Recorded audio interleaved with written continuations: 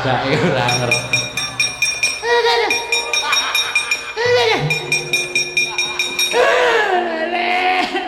Lole pripun?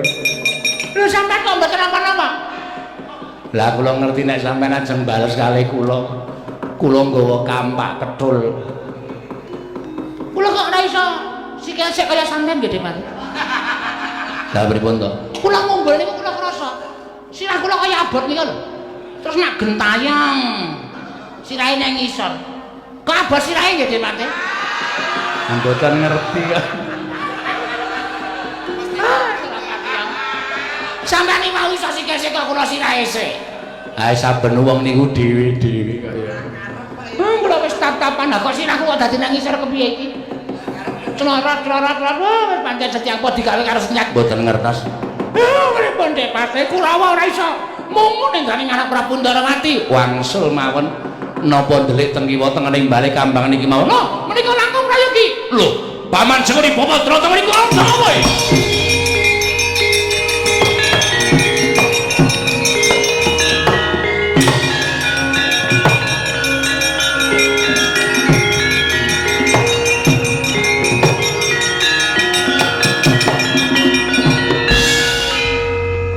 Bodoro. Wonten dawuh nggih. Paman Sengkuni wonten dawuh. Pun teka bali kambang niku sampean digawe napa? Kok pun tekan bali kambang niku sampean digawe napa kula tak takon karo sampean? Nggih.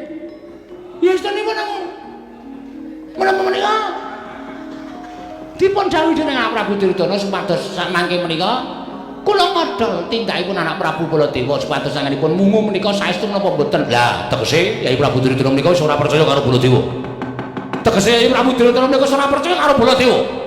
Kena apa rembuge Ratu Mandura kok dipaido? Ndak takon orang wong krang-krang kaya sampean nututi karo Baladewa iki pamrih apa? Wangsulan. Wangsulan. Kula mboten mangertos ya. Kula mboten mangertos kula namung nindakaken kewajiban nggih mawon. Terus saniki kula tak takon karo sampean. Napa sing mang tindak keteng bali kambang? Kula tak takon. Kurawa tekan ngendi Paman mesti gawe kisra. Kurawa nang ndi Paman mesti gawe geger. Napa sing nang pun tindake teng bali kambang kula tak takon? Dek Pate ngertos.